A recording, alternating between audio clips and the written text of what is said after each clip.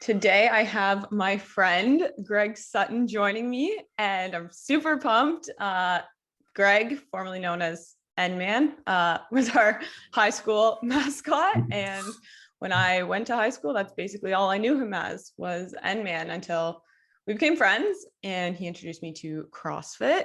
And honestly, like the more I analyze my past, the more I realize like how important, like meeting you played a pivotal role in like where I am today, because you introduced me to CrossFit. I distinctly remember like doing box jumps, wanting to die, and you yelling and screaming at me to keep going.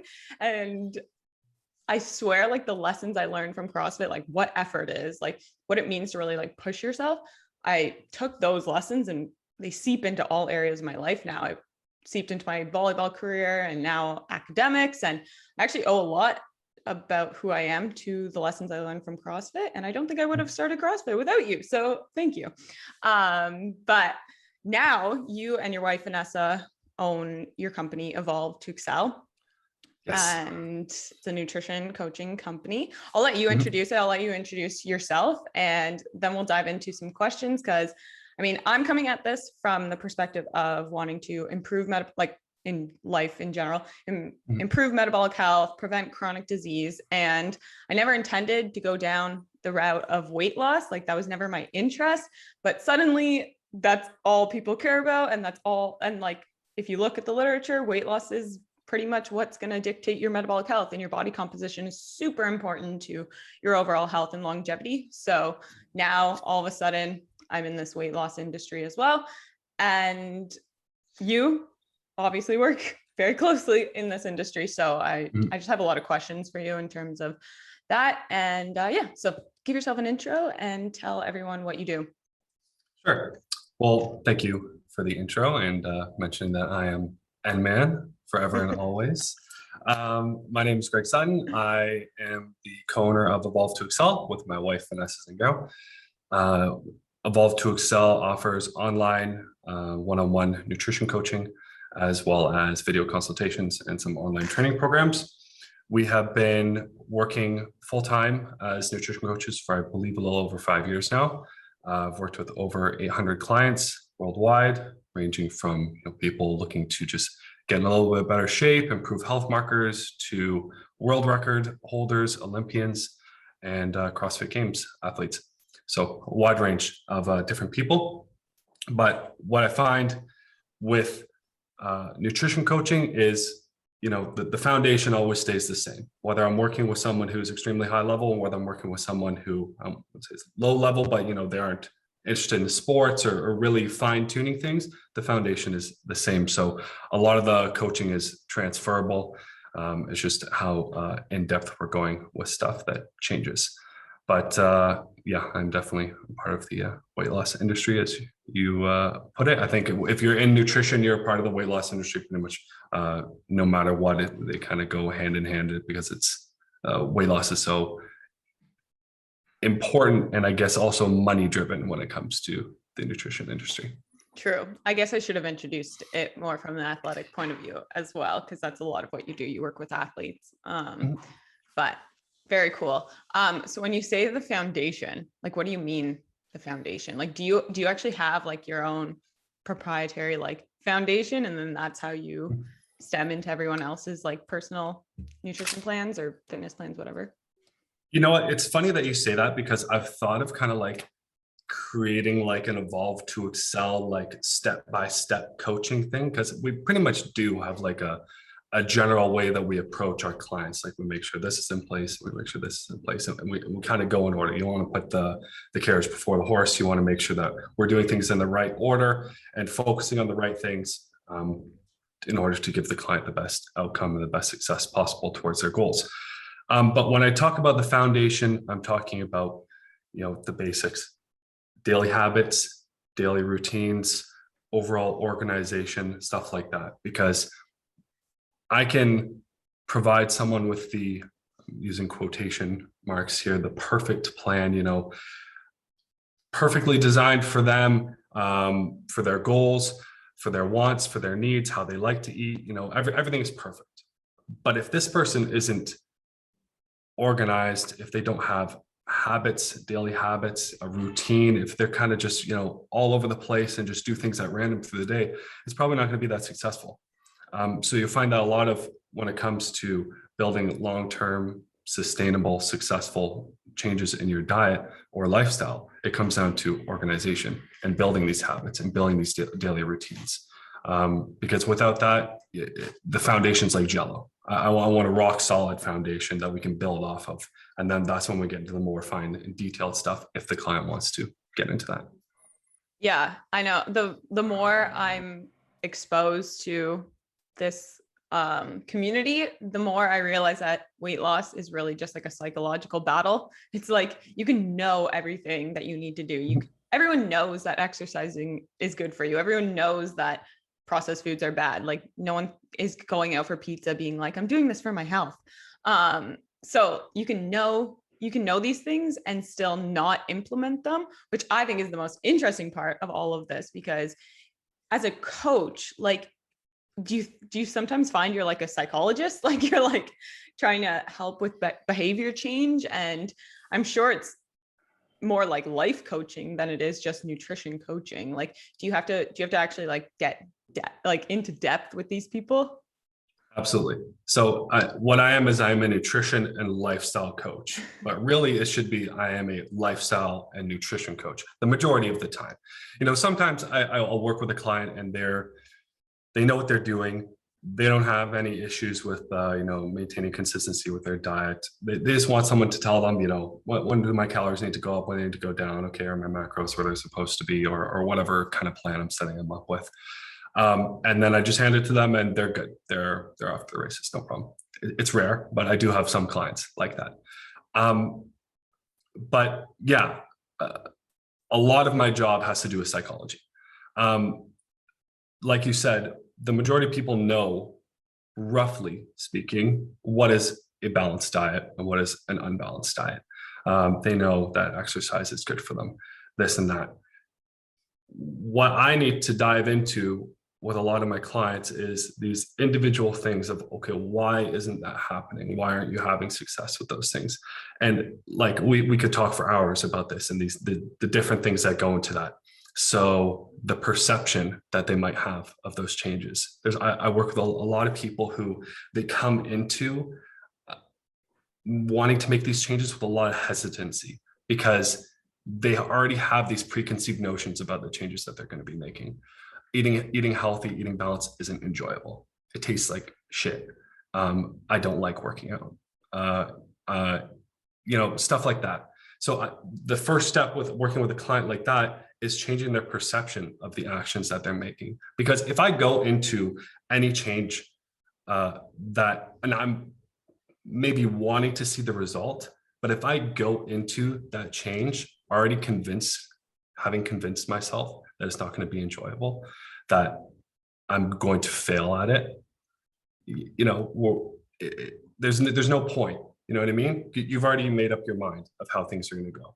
So it's really important to make sure that their mind is in the right place going into making these changes, that we're breaking down some of those preconceived notions. All the time you'll hear coaches say stuff like, trust the process. That is one of my, I absolutely hate that saying, because a lot of the time coaches say trust the process and it's like, okay, that's it. That's their line. Okay, trust the process. I want my clients to trust the process by understanding the process. Mm-hmm. So by educating them on the changes that we're making, you get a lot more buy-in, you get a lot more rapport, and then you get better results and better consistency with the changes that we're making. But I just touched on one thing. There's, all or nothing mentality towards some of these changes. There's binge eating tendencies, overeating, using food as a means of coping with stress. The list goes on. And I need to dive into these things on an individual level, see where these things are coming from, and then build from there. Do you think that just by the basis of your company, like it kind of weeds out, like it only attracts a certain type of person that's actually trying to look to make changes? So it's interesting that you say like, oh, there's people that are like reluctant or hesitant, because I feel like maybe just like going to you for help would would be like almost, that's a barrier in itself, is being like, okay, I need change, or I'm looking for help. I'm looking to make a change. So that it's interesting that people are even attracted to finding a nutrition coach despite also feeling that way at the same time. So that's interesting. But so when you're working with a client, like what's I guess like walk me through the step of getting involved with Evolve to Excel. So I come on board, I'm gung ho, I want to hire you as a coach, and what happens? So we have an application process in order to work with us, because we won't work with just anyone. There's some people that aren't going to be a good fit for us. Someone who, just say they're like, oh, I want to look shredded for a vacation in 1 month. And then that's their only goal. It's like, okay, I don't really have an interest in working with you. I'm more wanting to work with people who are looking towards making long-term lifestyle changes and long-term changes to their nutrition. So there's an application process just to make sure that we're a right fit for one another. So client submits an application. We will review the application and approve them to one of our coaches. From there, they're able to sign up, submit an initial questionnaire, and then book an introductory video call with their coach. So we will review the questionnaire, talk to them on their call over Zoom, which gives a little bit more of a personal feel, get to know each other a little bit better, and dive into their questionnaire a little bit more. And then from there, we have weekly check-ins going forward, and also unlimited communication via email. And like I said, most of the time, starting from the foundation, working up from there, and whatever their goals are, whether it's health, nutrition, lifestyle, fitness, weight loss, weight gain, we're one-stop shop. We can help you out with pretty much no matter what lifestyle and nutrition changes you're looking to make. That being said, if someone was looking like, oh, I am 100% set and I want to do a ketogenic diet or something like that, that isn't something that I can say I'm extremely well-versed in. So then maybe I'm going to send Christy an email and then ask her if she knows anyone that I can refer out. But just like what we really focus on, besides helping people with our athletic performance, because we do work with a lot of athletes, is sustainability. I want clients to follow an approach that we are both confident, myself and the client, that is sustainable for them over the long term. And then whatever that looks like for the client, that's what I'm going to be working towards. Yeah. And so you and I might have different opinions on diet and nutrition and macronutrients, et cetera. But we also have completely different goals and everything. So like to each their own. But well, it's like really, we agree on most things, right? Like you said, to each their own. It's like, okay, if we're talking about improving someone's athletic performance, I think we can agree that there needs to be a good amount of carbohydrates in there if we're looking to optimize athletic performance. Is it possible to perform really well on a low carb diet? Absolutely. But if we're talking about optimizing it, okay, maybe we need more carbs. But then we're talking about certain health benefits. You would be more versed on this. Some people who are epileptic or these other diseases, okay, a ketogenic diet, a really high fat, low carb diet is the way to go. So context matters, obviously, but I think we agree on 99% of things. Totally. Yeah. And like mechanistically, I'm sure we totally agree on like weight loss and stuff, but do you have all your clients track all of their macros, track calories, et cetera? No. Okay. It's definitely preferred. Listen, especially when it comes to weight loss or weight gain, we are horrible at estimating our calorie intake. We are horrible. This has been proven in studies. People who think that they can eat forever, or eat all the food in the world and gain no weight, these people on average overestimate their calorie intake by 150%. People who think that they can't lose weight no matter what, no matter how little food they eat, most of the time they underestimate their calorie intake by about 50%. So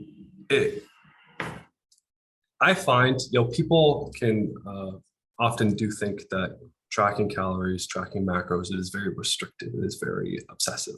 But I find it has a lot to do with the mindset that you're going into it. Any change to your diet or to your lifestyle can be obsessive. It doesn't matter what the change is. It can be something that is really complicated, or it can be something really simple. Your mindset going into it is what matters. And I find that when you educate someone on tracking their calories, tracking their macronutrients, and give them the skills in order to do so, it's a very eye-opening experience. They realize, wow, this has a lot more calories than I thought it did. Holy crap, this has no protein in it. This has tons of protein in it. Even if people don't want to do it for a long-term change, if you track your food intake for even just a week, it can be an extremely eye-opening experience that's beneficial for the long term. But no, we don't do it with every single client. We prefer it definitely with weight loss clients for that reason. People are just horrible at estimating how much they eat, and it's good to have that accountability. But whatever the client, wherever the client is at, we meet them there. So if they don't want to track, they don't need to track. And so what tools do you use to implement if they aren't going to track? Like, I'm assuming most people aren't trying to gain fat. So like, do you have like tricks, like only eat whole foods, or hit 10,000 steps a day type of thing? Like, what are your tricks for improving sustainability and maintenance without tracking? So there's a ton of different non-tracking methods.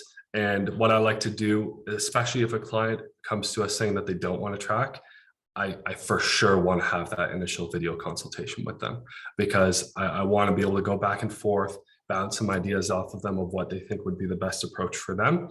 And also to see if they maybe have some preconceived notions about tracking their calories. And that's something that we can work with. Oftentimes that happens. I have the initial video consult, I go into a little bit more depth with tracking, and then they go, okay, no, I'm actually open for that. And then we explore that a little bit more. Maybe we come back and then try a non-tracking method, but I digress. Non-tracking methods, that can be like carbohydrate bunching. So I don't know if that's a proper term for it, but you have a meal that has protein and fat, or protein and carb, but you try to not have the carbs and the fats in the same meal. That's just a really simple thing that they might not even need to track anything or weigh anything or do anything. Just trying to do that is automatically really going to restrict the amount of calories that they're consuming. Obviously, intermittent fasting, very popular, but we want to combine intermittent fasting with something else, so the non-fasting window isn't just a eating fest. Trying to have a protein source with each meal. The list goes on and on. In the initial video consult, I like to bounce off a lot of different ideas and then see what speaks to that person the most. Yeah. Do you think that people could eat intuitively eating processed foods? Or do you think you can only like lose weight or be at your goal, like body comp, eating processed foods if you track? Because the way I see it, this is like, I can like, yeah, sure, you can eat whatever you want if it fits your macros. But the only way to do that intuitively is like keeping track of it, because it's kind of like prone to overeating. But if you don't want to track, eat all these only whole foods, limit your processed foods, and you can be more in tune with your hunger signals, satiety, eating enough protein and different foods that promote satiety, but also don't necessarily mean you need to track, because they're kind of self-limiting it by nature. If that makes sense. That is another non-tracking method that people do use, but I'm not really keen on doing that. I'll answer your question, but I'm just gonna say that's an approach that I'm really keen on, because that has the potential, very high potential, of building a diet food versus non-diet food, and therefore an all or nothing mentality towards that eating. So if someone does that and they're very successful with it, they're only eating whole foods, they're eating meats, veg, fruit, grains, whatever, and then they try to slowly reintroduce those processed foods because they go on a vacation or they're traveling or they don't have access to these things, it can like kind of snap things where they go, no, I can't do it anymore. And then because they haven't learned the skill of portion controlling those foods. So no matter what, I always like to include some of the client's favorite foods. Like if a client of mine is like, oh, I always overeat on chips, or I always overeat on chocolate. Maybe at first we need to avoid those foods so they can build the willpower and they can build their discipline back up and get, on a solid foundation, work on those habits, routines, etc. But when they're in a good place and we have a good group going, they're pretty consistent, I want to reintroduce those foods. I do not want to avoid those foods because I want to make sure that this person can handle them. And maybe that means that they are going to overeat the first time they have them. Okay, that's fine. What do we learn from it? What changes can we make? What was your environment like? Were you stressed? Were you going into that situation really hungry? There's a lot of different ways. Small details that people might not understand have a massive influence on their actions and have a massive influence on the success of going into those situations. So I like to always include those foods. But back to your question, I think it's really hard to eat intuitively with a lot of processed foods. Obviously, it is possible to, lose weight and reach your goal body composition eating nothing but candy. Yeah, exactly. It's possible. Energy balance still is the king when it comes to fat loss and fat gain. But I for sure think it's going to be a lot harder. I know myself, probably you too, because you've been, in great shape and thin your whole life. So have I. I really struggle with gaining weight. Like when I want to gain weight for bodybuilding or something, it's like I'm eating those meals. I'm like, oh, kill me. Like I don't want to eat anymore. Like it is so hard for me. So from my perspective, I'm like, oh yeah, it's possible. But I know that myself and you are not the average person.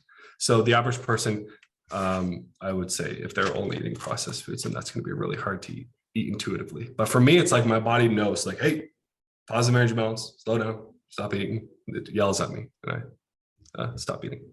So you mentioned that you're not a fan of like the all or nothing mentality, but what if someone like literally can't deal with moderation? Like, I don't know, for me, like not me personally, but like actually me personally, I definitely am not a moderator at all. Like I like all or nothing. So even if someone's like, no, like I want to cut this out, like do you, I see that you're against that, but I see what you're saying. See like the pros of it too, where you're like, oh, okay, like this person just cannot handle chips, so we're just gonna cut them out forever. Well, here's the thing. Okay, someone like yourself, you're saying you like that all or nothing. It's like, okay, but you're all or nothing, which I'm assuming you're talking about like the low carbs and high fat. Like, is that what you're talking about? I'm all or nothing in that, like, I don't eat processed foods. Like I don't eat refined grains, refined sugars. Like that is like an all or nothing. Like I literally don't know the last time I ate a piece of bread, but I don't think bread is bad. That's the thing. Like I understand context. But like for me, it's just like, I like having those rules because I don't think about them. Like they literally do not cross my mind. It's like a piece of bread just doesn't do anything for me. Like I don't see it necessarily as like food. And like, I don't think I'm missing out on it. I don't like cake at a birthday party. If I don't want to, like, I say no because I don't want it, but I don't miss out. Like that doesn't mean anything. It doesn't have any sentimental value. Like that's just, no, I don't eat the cake. But to me, it doesn't feel like an unhealthy relationship with food because it's not like I'm like, oh my God, like I want the piece of cake, but I'm restricting myself and blah, blah. Like, no, it's just like, it means nothing because I've already set these like foundations and it's been this way since I was like 16. So like, like it's just part of my life. So I'm just like interested. I wouldn't necessarily say that's all or nothing though. That's you identify with your diet, you know what you enjoy, you know what you don't enjoy, and you simply just don't eat the things that you don't enjoy. That might seem like all or nothing because you're pretty much blocking off entire food groups, but really it's Christy is going, okay, I don't like to eat that, so I'm not going to eat that. It's really easy, and this is a huge benefit of, I'm now going in a different direction now. This is a huge benefit of following these diets, sometimes a benefit of following these diets like the ketogenic diet, or these diets that have this kind of tribe or this kind of identity with it. You know what I mean?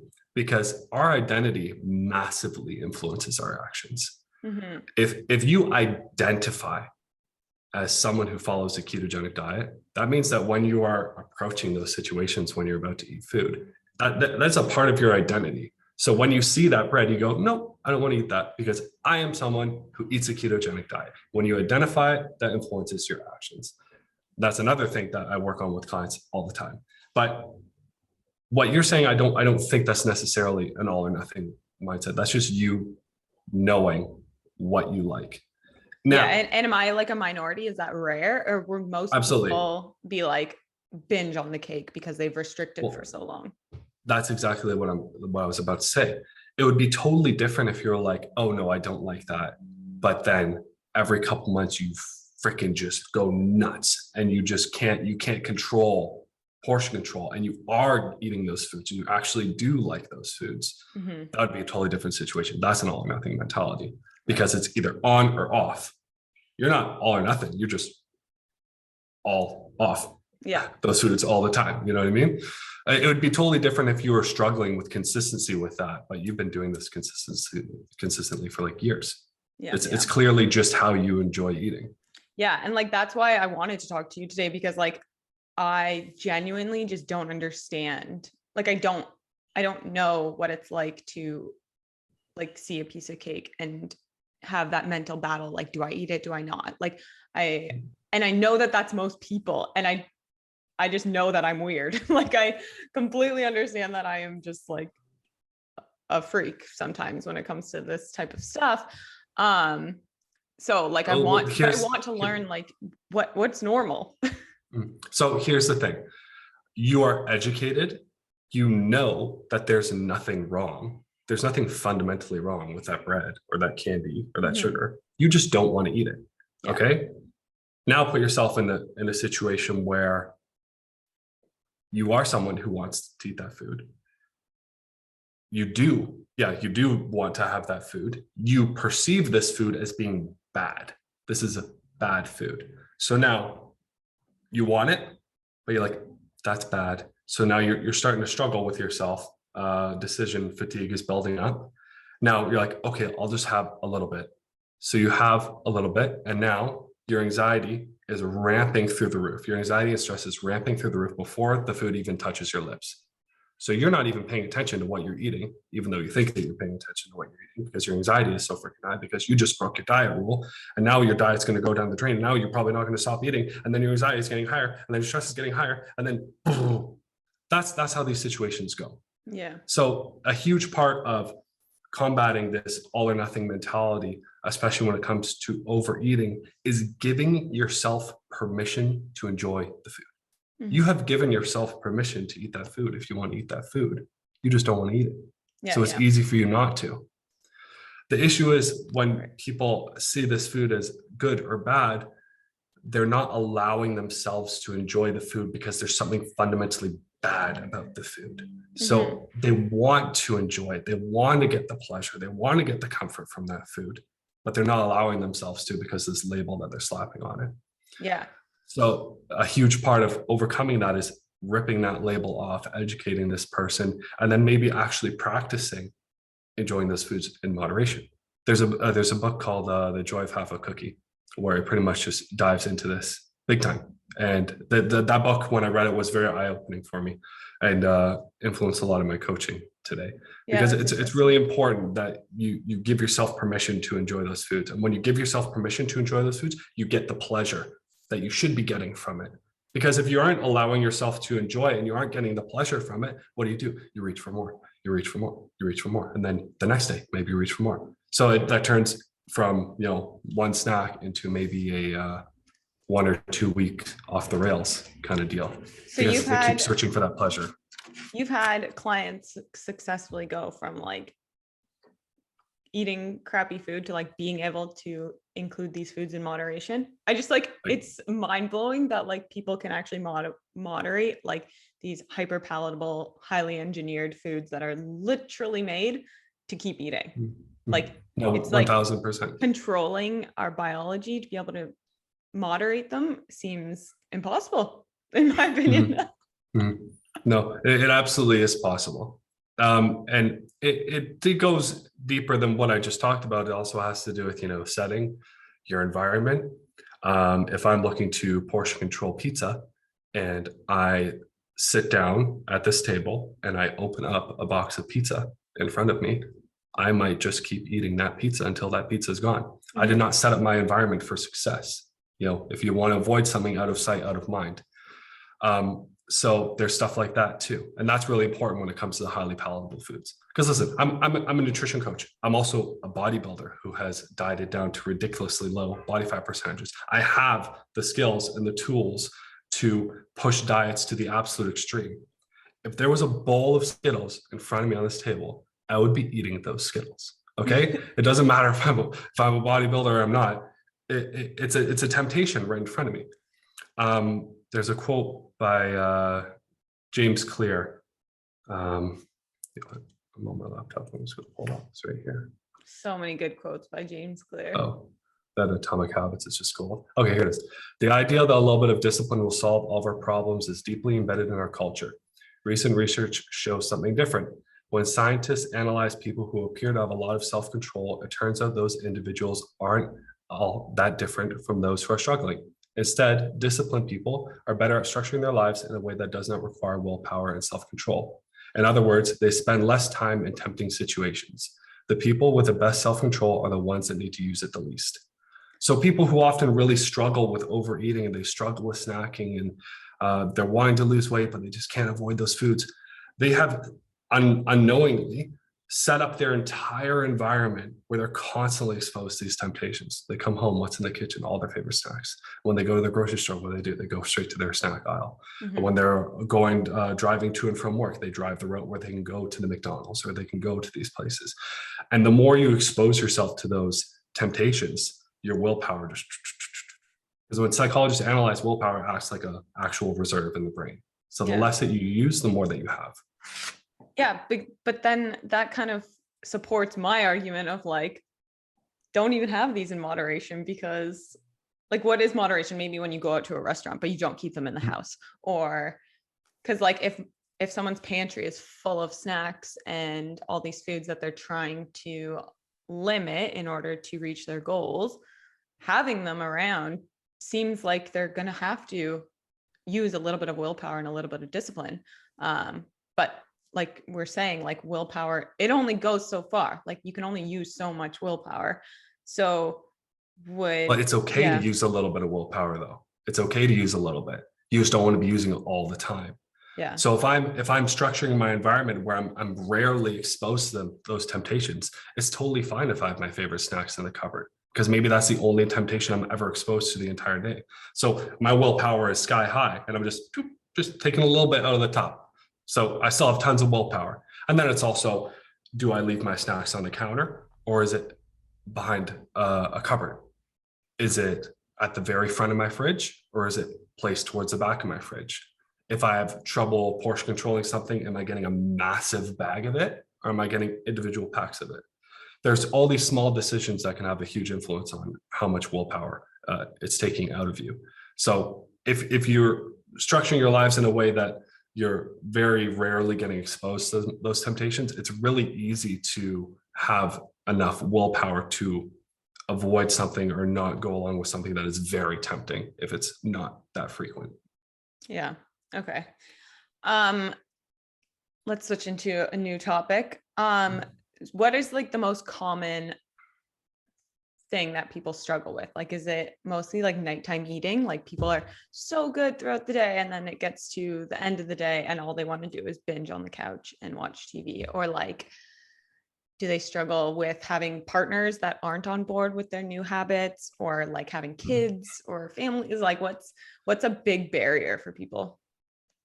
Yeah, definitely having a unsupportive partner, or a partner that they're just completely different lifestyles, completely different goals with their nutrition. That's definitely a challenge. And then often that requires me to kind of coach my client of how to approach that situation, how to communicate that with their partner. So you can see how like the psychologist role keeps on popping up. Yeah. And most of the time it goes pretty well. Sometimes it doesn't, but I would say the biggest struggle, since the majority of my clients that are coming to me are looking for body composition improvements or fat loss, one of the biggest struggles is just dealing with hunger, learning how to deal with hunger and understanding hunger a little bit better. And I love to use myself as an example of, how this can kind of evolve and how your perception of hunger can massively influence your ability to handle it or not. The first time I tried to formally do a diet and like cut weight was for the first bodybuilding show I ever did. And that was like years ago. I didn't even post about it. And my diet lasted I think 12 hours. Okay. The second I got hungry, first off, I didn't know what the hell I was doing. I like crashed dieted so hard, just like cut all my calories. But the second I felt that like strong hunger, I was like, oh my God, I'm going to lose my muscle. I can't perform. Like all these horrible things coming into my mind. So I just went back to eating completely normally right after that. Fast forward, however many years now, I'm able to do these bodybuilding shows, push myself to extremely low levels of body fat. And the majority of the time, not really be that bothered by the hunger. The low energy bothers me a lot, but not the hunger. Mm-hmm. And what's important is your perception of it. So a lot of times I need to educate my clients on the subconscious and also conscious things that are coming to their mind when hunger hits. Okay, when hunger hits, how do you feel? Are you feeling really irritable? Are you feeling upset? What are you thinking? Are you thinking about your performance? Because a lot of time I'm working with these athletes and they're really hungry. Maybe they're going to a workout and they're feeling a little bit hungry and they're like, oh, I cannot perform. It's not possible. Where it's like, why? What is hunger? Okay, it's a release of hormones. Ghrelin goes up, leptin goes down. It's mostly controlled by hormones and also the amount of room that's in your stomach, whether your stomach is stretched or not. So, educating your clients on what hunger actually is and taking a step back and understanding why our body is making us feel certain ways, because through evolution and, the very real risk of starvation that we had through evolution, but, we don't have that risk right now. We are sitting in a kitchen, surrounded by food. We are just choosing not to eat it. And then practicing things to help keep hunger as low as possible, but not completely avoiding it. High protein, high fiber, staying hydrated, etc. Yeah, I'm definitely of the opinion that your food choices will dictate your sustainability and able to stick to a caloric deficit. Because if you're eating just mainly processed foods, high carb, low protein, then of course you're going to be hungry all day. But if you maximize protein and fiber and these satiating foods, then it's not as difficult to stick to a caloric deficit. If fat loss is your goal. When I did the carnivore diet, I was full all day, every day. And I also was the most lean I have ever been. So it just kind of went to show it's oh, you can, not that I was trying to lose weight or anything, but I was like, oh, I can go to bed with abs. This is new. And I was just basically eating only protein. So that's kind of changed that experience. I did it for 30 days and that really changed my perception of protein, and the use of protein to control your day, because I hate being in flow state, getting work done and having to eat, being hungry and being distracted by food. So now I make sure I get enough protein so that I can work throughout the day without being distracted. And yeah, is protein a big part of your coaching with your clients? Massive. I've had clients who were very overweight, but are literally losing 4, 5, 6, 7 pounds a week, telling me I cannot eat anymore. They're saying, Greg, I can't eat anymore. I can't eat all this food because their protein intake, I push their protein intake so much higher than what they were used to having. Yeah. I maybe push their protein intake to 1 gram per 1 pound, which isn't outrageous. It's a high protein intake. It isn't outrageous. And they're I cannot eat anymore with this fat just falling off of their body. Right. So yeah, protein is just extremely satiating. When you ask, is protein important? When it comes to actual diet, that's the number one thing I focus on is protein intake. Easily the number one. I don't really ever, pretty much never, except for athletes who are coming close to a competition. I really want to make sure their energy levels are proper, or really make sure there is any fluctuations with their water weight, with changes in carb intake. I almost never prescribe macros. So as far as protein, carbs, fats, because at the end of the day, the ratio between carbs and fats that they're having just doesn't matter. Right. So I prescribe a protein target and a total calorie target. You make up the carbs and fats that you want. I'm going to keep an eye on things through, we have this a way of tracking their intakes, and I'll keep an eye on things. If their carbs look really low, then I'll mention, okay, maybe let's bump that up. You're probably not feeling super high energy in the gym with that low of carb intake, or if their fats are really low, okay, we want to make sure our fats are at a sufficient amount to support, health and also satiety. But at the end of the day, it just doesn't matter. And giving those individual prescriptions does nothing more than make tracking less sustainable and less intuitive. Let's put it that way. Because I might like to eat a certain way. I love to eat really high carb, moderate, lowish fat. I've always ate that way. And then if I project my bias onto my clients and I'm giving everyone that, maybe like 20-30% of them will actually enjoy it, and the others are going to prefer way more fat and less carbs than I'd be prescribing them. So I give a protein target and a total calorie range, and they can figure out the rest. I liked at the beginning when you mentioned that as a tool for not having to track is just like batching carbs or fat, like don't eat them together. And that's like Ted Naiman's stuff. I don't know if you follow Ted Naiman, but his thing is like to avoid the mix of carbs and fat, because there's no foods or very limited amount of foods in nature that come in the combination of carbs and fat. So we've just engineered those to go together. And then exactly, that's when palatability just goes through the roof. Yeah. So that's a really good trick. What else do you guys use for like all clients? Like, do you have like a baseline where you're like, okay, I want every single person to hit 10,000 steps a day. I want every single person to do this is like, what are things that you implement across the board, if there are any? I would say across the board, assuming someone doesn't have kidney damage or chronic kidney disease, would be a high protein diet. And also encouraging clients to track their daily activity levels, hitting a certain step target. That might be for someone 3,000 steps per day. For someone else, it might be 15,000 steps per day. It's going to be completely individualized based on their environment, their schedule, where they live. All my European clients, like Vanessa and myself, we're hitting over 10,000 steps per day almost all the time, no problem. You ask someone who's living in North America, maybe during winter, it's not going to be as doable. So I just got an Apple Watch and my mind is blown about how sedentary I am. What are you doing? Like 4,000 steps a day. Yeah, no, that's believable. I just bought a standing desk. I should be doing this. I like a converter. Should have my laptop up there. Luckily, I work out every day, but like other than that, you're getting some done. I would say those two things is like pretty much across the board. We encourage high protein intake diet. According to standards, it's definitely high protein intake. And to just stay active, just move every single day. Whether it's a workout, doing some cardio, going for a walk, we just want people to move every single day. Yeah, that's great. And like weightlifting, do you guys prescribe or like do you highly encourage people to engage in resistance training?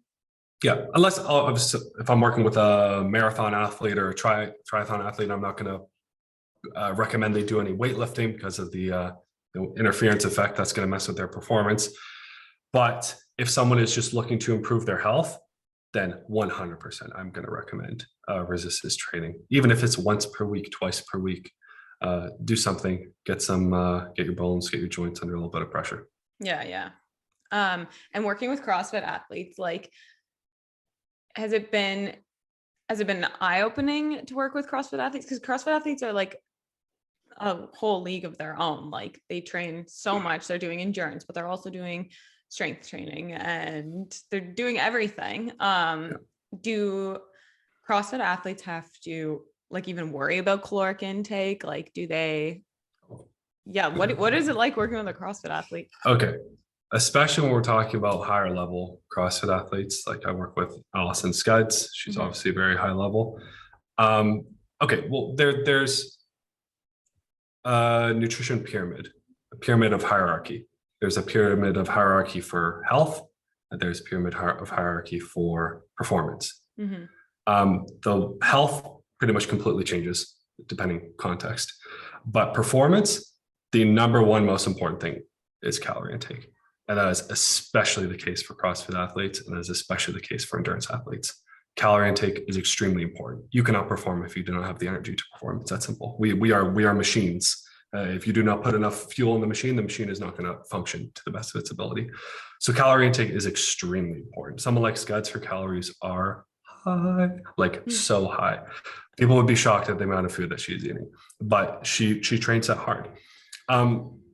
What's really frustrating for me with the majority of I would say if I would group two groups of athletes, it would be like my BJJ and MMA guys and my CrossFit athletes, is I'm constantly having to encourage them to train less. And I'm their nutrition and lifestyle coach. I'm not their athletic coach, giving them programming or anything like that. But if I see it, I say it.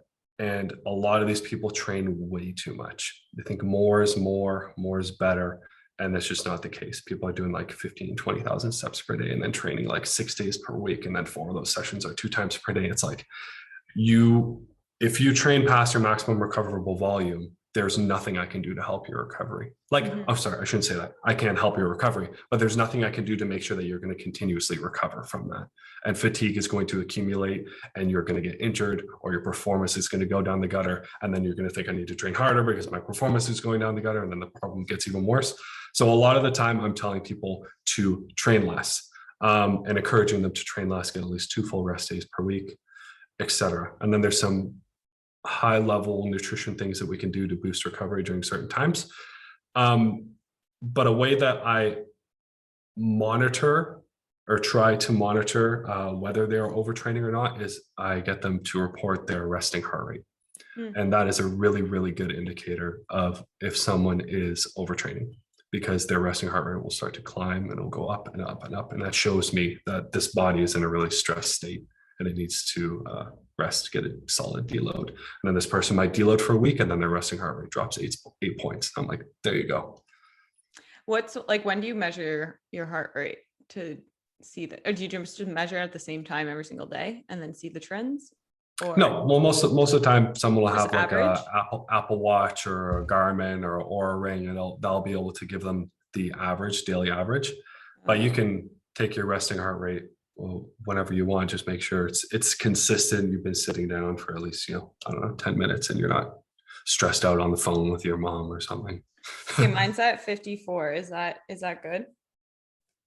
I'm not a cardiologist or anything, but if people are below 55, 60, I consider that to be in pretty good health. But you're talking to me right now, so Yeah, maybe I'm stressed out. Maybe I get stressed out when I'm on podcasts. But I'm a freak. My resting heart rate is always like 45 or lower. Okay, that's what mine is on my Oura Ring when I wake up. Like that's really good. Okay, that's really good. Maybe I'm just anxious right now. Okay, that's super interesting. That goes with the CrossFit methodology then. 3 days on, 1 day off. You should just follow CrossFit methodology. Yeah, I mean it's frustrating. It's really hard to get that kind of buy-in for people to listen to you to train less.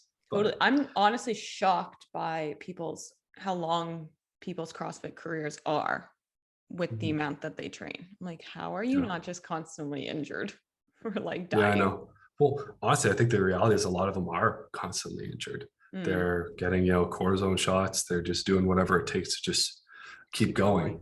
Yeah. Yeah. Super interesting. Anyways, okay.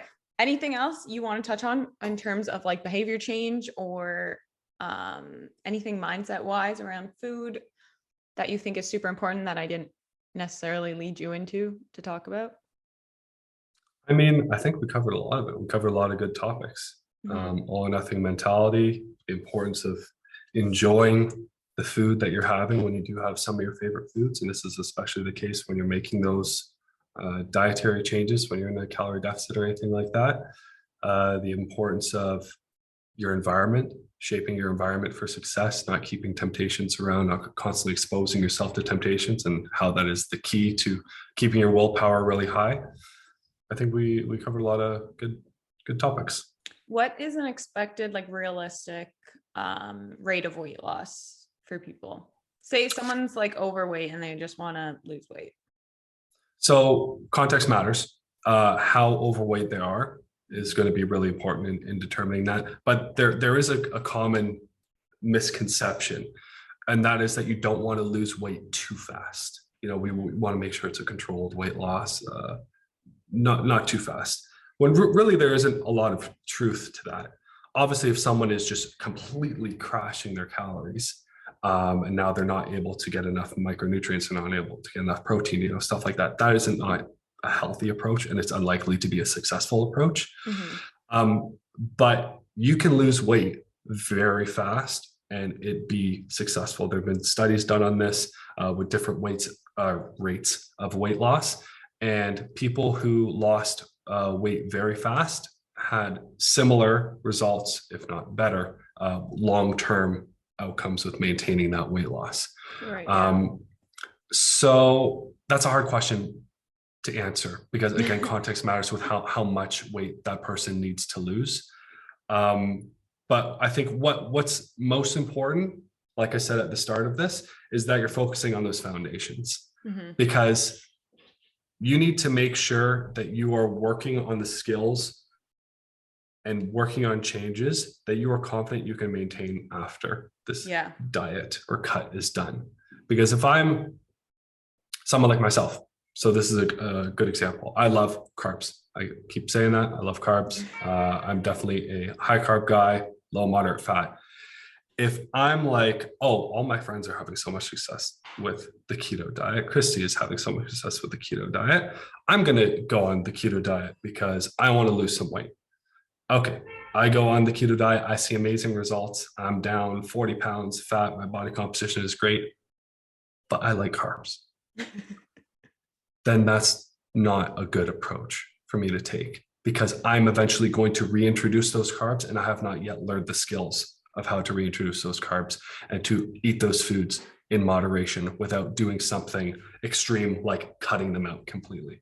Yeah. So what's important is, while you're working towards those weight loss goals and those fat loss goals, you're doing it in a way that is teaching you the skills to maintain that over the long term, building those daily habits, building those daily routines, maybe getting your activity levels up, eating more of those foods that you enjoy eating and that you're confident you can continue with over the long term. Because, you want to be making a change. You want to look at your diet while you're working towards your goals and go, I can keep eating like this forever. That doesn't necessarily mean the same amount of calories into the same restriction, but generally speaking, how this diet looks, I can keep eating like this forever. And if you can't, then you probably need to reevaluate the changes that you're making. Yeah, no, weight loss maintenance is also an interesting topic, because it is different from weight loss. It's like, okay, what are the behaviors that go into now maintaining that weight? Because lots of people, you can lose weight, like anyone can lose weight. Lots of people have weight loss success, but they don't have long-term weight loss success. And that's where, like you said, like, that's really awesome that you're saying this, because those behaviors need to be lifelong. Like, I just don't see how you can go into a weight loss stage of your life and expect to maintain that if it's like super extreme and you can't adhere to it long term and make it sustainable. Exactly. And then when we were talking about the rate of weight loss, I do actually remember literature showing that if you lose weight quickly, that's actually motivating for people. Exactly. and helps them maintain weight longer, because they're like, oh, I'm seeing results and I'm going to keep going. So that's a huge benefit, because they see those really, really fast results. And that is a huge motivation. Where if someone is taking maybe a slower approach, they're focusing too much on maybe the foundations and not just cutting your damn calories and increasing your activity levels, they're not going to get as much buy-in, and they're not going to be as motivated to continue with those changes. But if you see boom, 5 pounds down in the first week, you're like, hell yeah, let's keep going with this. You're really motivated and you're feeling really good. Yeah.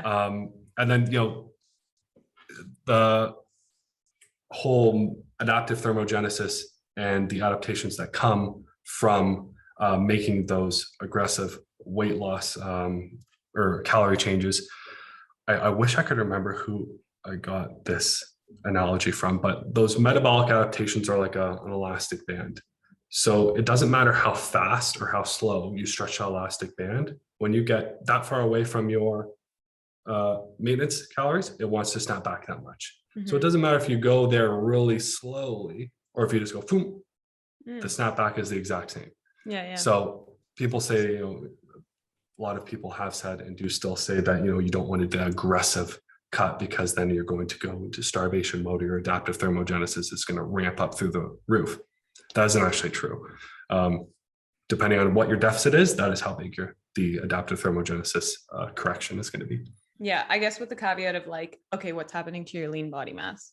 Because if you're losing lean body mass, then but lean body mass, but lean body mass doesn't actually take up that many calories. I think it's overrated. You need a lot of lean body mass. Like when I'm talking at rest, if you're training that lean body mass, it takes up more energy. But muscle mass at rest doesn't really take up, doesn't contribute to your BMR that much. Not as much as people I think give it credit for. Yeah, but you still wouldn't want to lose lean body mass during weight loss. No, that's unhealthy. You don't want to do that. Yeah. And if you're having even a decent protein intake and resistance training, it's pretty much just not going to happen. Right. Totally. It's really, really hard to gain muscle. It's really hard to lose it. I think that's what people don't understand. Like even if you're doing a pretty aggressive diet, that's been shown with like rugby players who are having like 1.4, I think it was 1.4 grams protein per 1 kilogram body weight, which isn't that much protein. And they did a really aggressive cut for 4 weeks and none of them lost any lean body mass. Yeah. I wonder if they were resistance training. I bet you if you resistance train during a caloric deficit, like you're not going to lose. Yeah. No, they're for sure resistance training. Okay. One last question. Do you think people need, or like, how long do people work with you for? Like, when do you ship them off into the real world by themselves? Like, do you think like having a weekly check-in, like having someone on your case, telling you what to do all the time, that's got to be a profound, like that must profoundly influence these people's results? Because I mean, I know if I'm taking a photo in a bra and underwear being like, look at my body every week, like I would be like, all right, I gotta stick to my diet, I gotta stick to these routines, or else Greg's gonna slap me on the wrist. Like when at what point do you feel, or when do people, I guess, choose to be like, all right, peace out, I'm good? So we have a minimum 3-month commitment because, like I said, we want to work towards long-term lifestyle and nutrition changes, and it is just unrealistic to expect that we're going to make any long-term impact in less than 3 months with someone. So we have a minimum 3-month commitment. So some clients work with us for 3 months. Maybe they think they're better fitted for someone else and they go with someone else. That's completely fine. But most of our clients stay with us, I would say, in the 6 to 8 month range. Although I have some clients that I've been working with for 4 years straight. Wow. I have a lot of clients who have been working with me for over 2 years. But, that accountability is important, but I try to make my clients as independent as possible as soon as possible. Yeah. My motto is teach them so well that they don't need me, treat them so well they don't want to leave me. That's like my go-to motto. So at first, when I work with a client, I might be guiding them a little bit more, giving them a lot more direction. But very soon it gets to the point where a client might ask me a question and I'll go, what do you think? What do you think the answer is? And we'll go this back and forth. It takes longer, it takes more of my time, but that's good coaching. Yeah. I want to hear what they think. Okay, was that the right answer? Awesome. You're right. That is exactly what I recommend. Now I'm building their confidence with their independence, with taking control of their own nutrition and lifestyle changes. So as I work with someone for longer and longer, I push for them more and more to come up with their own answers and to come up with their own solutions. And I kind of just stay in the background. And when I feel that there's something that needs to be corrected or needs to be changed, then I will come out of the shadows and give them that guide in that direction. But I try to make my clients as independent as possible, as quickly as possible. Yeah. And a part of what we implemented at Evolve, because it is really hard. Just say I'm working with a client for 2 years straight and they're checking with me every single week for 2 years straight. And then they now go, okay, I'm ready to take things on my own. And also I should mention, I often tell clients, I think you're ready to go to the next step. I don't think you need me anymore. If you want to keep on working with me for the accountability, obviously I'm more than happy to keep working with you, but I'm just letting you know, I think you're 100% ready to go on your own. Mhm. And that conversation happens quite often because I want my clients to, test the waters themselves and see if they're able to make continue with these changes.